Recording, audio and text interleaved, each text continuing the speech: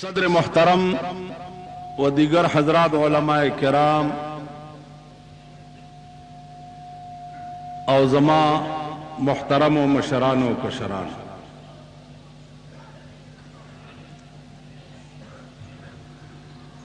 دانن اجتماع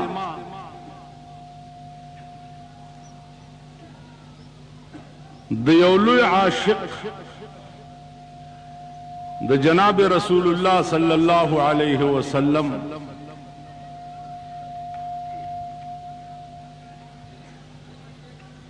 په یاد کې منعقد شوه.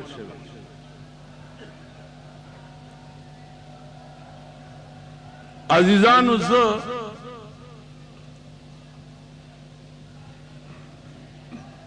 کتا سو خیالو کوي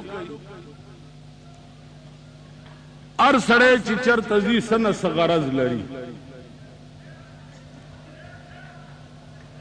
خو زما غرض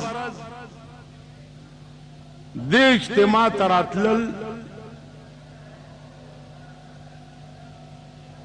هغه صرف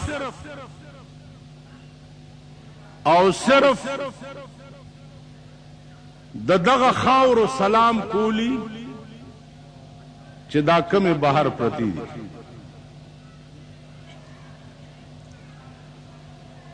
نور خدای گواه دی په دې خبره چې بل هیڅ غرض نه لرم، ځکه چې د مولانا عبدالرحمن جامی نه چا تپوس کو چې صاحب دنیا کې خدا هر چا په زړه کې څه نه څه خیالي، خو په دې مې پوه کړه چې ستا زړه کې څه خیال دی. نو هغه ورته ووایي چې بود در جهان، بود در جهان ہر کسے را خیال مرا ہست در دل خیال محمد. بود در جہاں ہر کسے را خیال مرا ہست در دل خیال محمد. دنیا کے دار چا څه نه څه خیال کوي. مولانا جامی ہوئے چې مرا هست در دل خیال محمد. زما په زړه کې والله العظیم چې خیال صرف د جناب رسول الله صلی الله علیه وسلم. نو عزیزانو، دې اجتماع ته راتلل زما دغه خاورو سره تعلق پاتې شوه. دا خبره چې زه جبې نه لغوندې تیز یم، معافي غواړم. زما د جبې تیزي به ستاسو تقدس ته نقصان نه رسوي. زما تیزی به داسي لکه یو بل لوی درویش نن 300 کاله مخکې تیر شوی دی. هغه وایي چې نوم دا ستا او د بل اخلم ځان ته وایم، نوم دا ستا او د بل اخلم ځان ته وایم، خپه نشي کمې نوم واغستو ستا.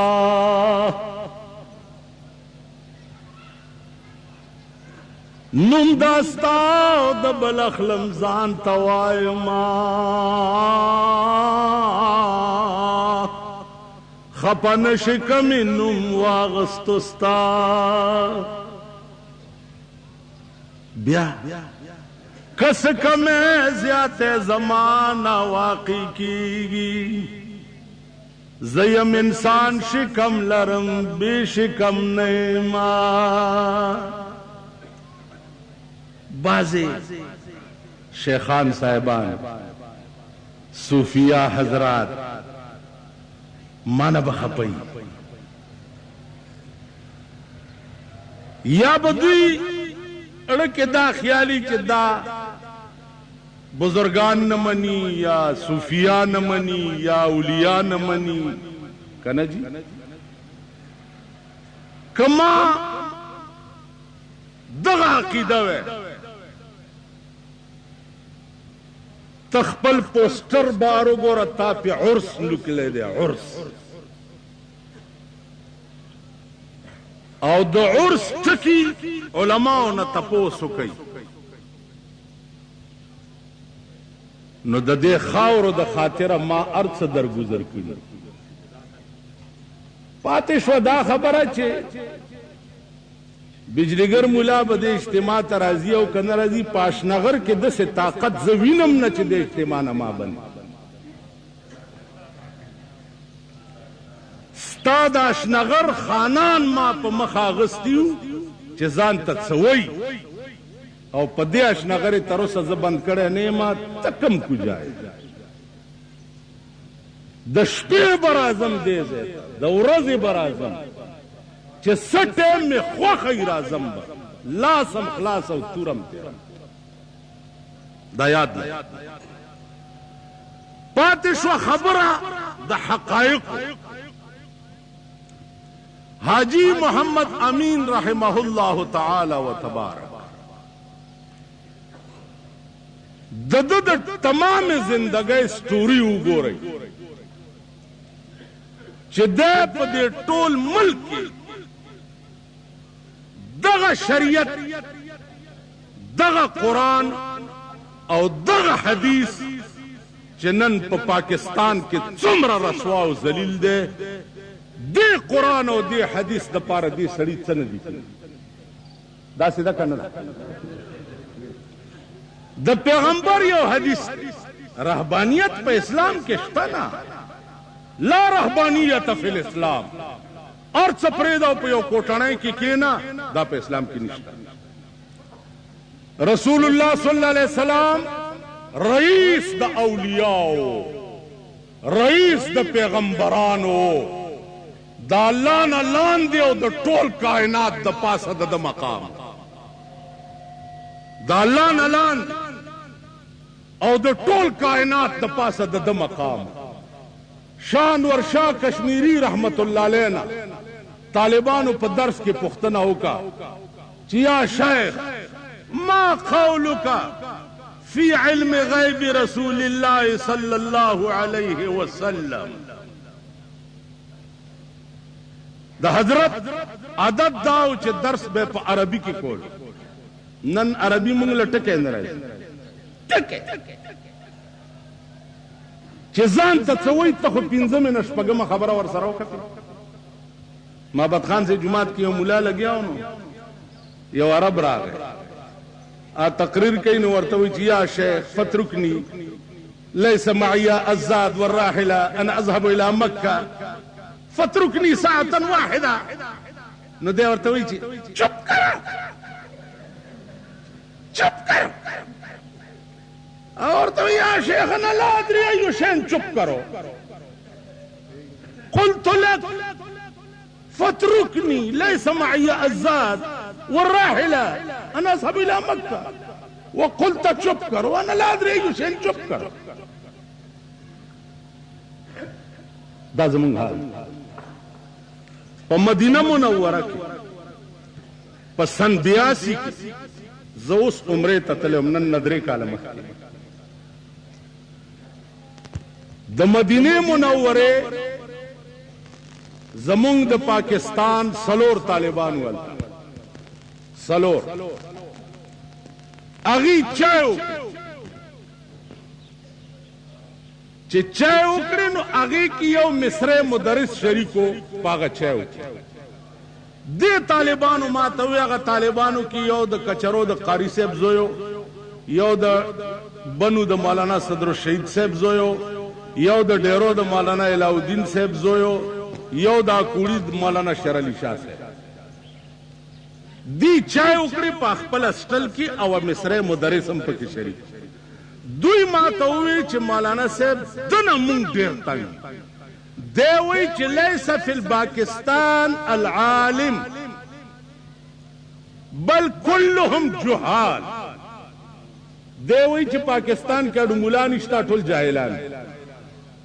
ودا مدرس ما ورته چیړ کوي ورسره یو خبره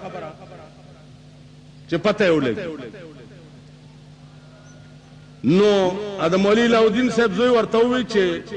اغه لا صلات الا بفاتحه الكتاب کې چې تکم باسونه کې آ تپوس دناو. نو مصری مدرس ما ته وی چې ما قولك في هذا الحديث يا شيخ؟ قال رسول الله صلى الله عليه وسلم لا صلاة إلا بفاتحة الكتاب.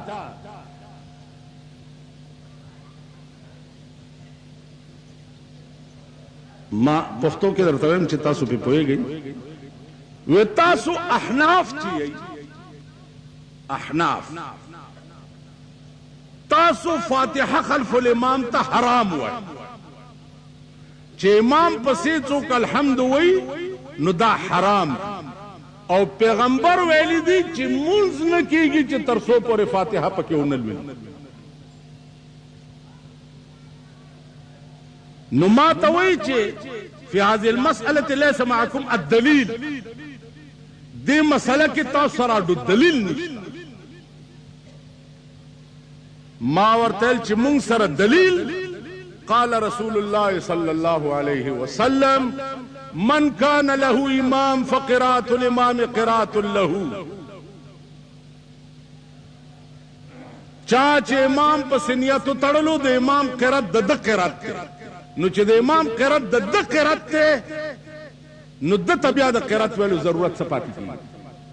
ما ته وی قال ابن حجر پوهیږئ بزرګانو صاحبانو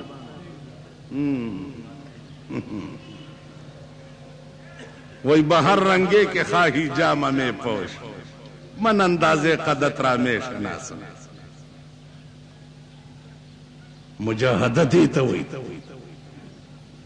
افضل الجہاد کلمت حق عند سلطان جائے. زب 73 کے دی جیل نرالم انو بالا مانے کی او جولاو ما توی جی مولی سے خدای و قرآن تاو گورا دا گڑے وڑے پریدا خو قال اللہ و قال رسول وایا خو جولاو قمقلو مال کدا قال اللہ و قال رسول نمی بل سویلی زبد سڑی زوئی نہیں وینو دا وینی مال قال الرسول میں ویلے ویتصدی ویلی مال قال رسول اللہ صلی اللہ علیہ وسلم افضل الجہاد کلمت حق عند سلطان جائے. لوی جہاد دادے چې د یو جابر او د ظالم حکمران په مخ کې یو حق خبره سړی دې ته لوی جهاد. نو قال رسول الله مې ویلی او ظالمونی وما ویلو دغه پکې پرېږده که نه اسې د منځونو او دسونو خبرې کوه. مال دغې ته مې پرېږده د حاجي محمد امین صاحب مرحوم یو شعر مې نه پرېږدي. دا هغه یو شعر دی هغه مې نه پرېږدي ورته. وی هغه څه ویلي دي مال هغه وایي تسبیح په لاس کې په جومات کې کېناستل خو خوند کوي. تسپو زه ګوره برخلاف نه یم تاسو نه لوی لوی زه ګرځوم. دا وګورئ کله مې غاړه کې اچولي خلک وي دا لیونی دی که څه بلا ده. تسبیح په لاس کې په جومات کې کېناستل خو خوند کوي لیکن توره په لاس کې په میدان کې ودرېدل ډېر خوند کوي. دې ته مې دا نه پرېږدم. نو زما عزیزان ما ته هغه مصری مدرس وایي چې قال ابن حجر هذا الحديث ضعيف. حافظ ابن حجر وایي چې دا حدیث ضعیف دی. ما لا تدري يا شيخ ما تدري. ابن حجر هو الشافعي لهذا الوجه كي يقول هذا الحديث ضعيف. مال ابن حجر چې ده هغه شافعي مذهب دی د دې وجه نه دې حدیث ته ضعیف وایي او ما ورته یا شیخ ته نه پوهېږې چې لا صلاته کې دا لام کم لام دی لام په عربي لغت کې په 4 قسمه دی لای نفی دے لای نهی دے لای نفی جنس دے لای مشابه بلیسا دے تا پا دی پوئی گی چی دا کم لام ما تاوی ذهبت الى القواعد تا قواعد تلاری ما دا عربیت دنیا بے قواعد وڑ جوڑی گی نا چاله چی قواعد نوردی اغیل عربی نوردی قواعد سک نپوئی گی اغا پاگا جبا نپوئی گی بس غلش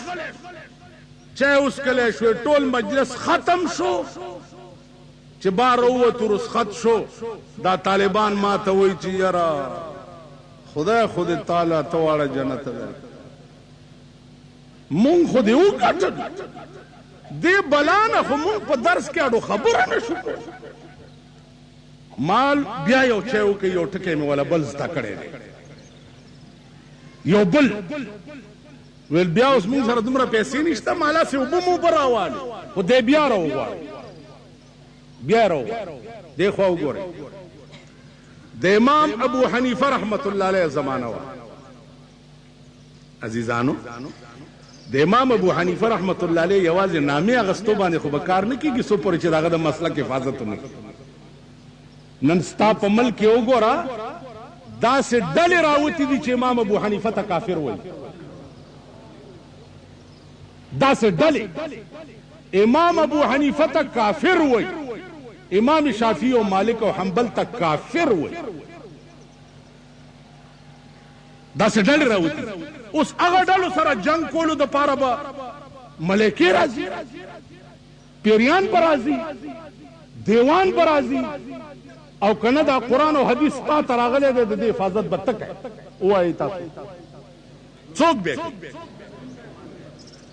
د دې حفاظت به تاسو کوئ دا د پیریانو د دیوانو کار نه دی د امام ابو حنیفه رحمت الله علیه زمانه ده او د دې اصحاب ظواهرو او د اهل حدیثو یو لویه ډله کوته کې ورسره دي او ډنډې ورسره دي حرم ته ورله ورته یې ویلې هغه تا ویلي دي چې امام پسې فاتحه لوستل حرام دي امام ابو حنیفه رحمت الله علیه چې دا ډله وکته ورته وی چې ما خو ویلي دي خو دې دومره خلکو سره خو زه باس نشم کولی تاسو دې ډله کې یو سړی منتخب کئ چې زه هغه سره باس وکم وی چې ښه یو عالم منتخب کو چې دې سره باس وکړه امام ابو حنیفه ورته ویل چې که دې عالم وګټله بیا ویل مونږ ټولو به ګټلي او ویل که ده بیلو ده ویل مونږ ټولو به بیللي ویل خلاصه شوه خبره ویلی امام صاحب څادر په اوږه واچولو روان شو هغې ورته ویل ولې ویل تاسو په خپله ثابته که چې امام پسې الحمد نشته په دې پوه شوئ داسې داسې مه کېږئ تاسو په خپله ثابته که چې امام پسې الحمد نشته ولې یو سړی منتخب کو چې د ده ګټه زمونږ ګټه د ده بیلات زمونږ بیلات نو چې امام دې په محراب کې منتخب کو او نیت دې ورپسې وتړلو خو د هغه مونځ ستا مونځ او ستا مونځ د هغه مونځ که نو بیا تا ته د قرات ویلو څه ضرورت اک باقي کټوله دي دا د امام ابو حنیفه هغه اجتهاد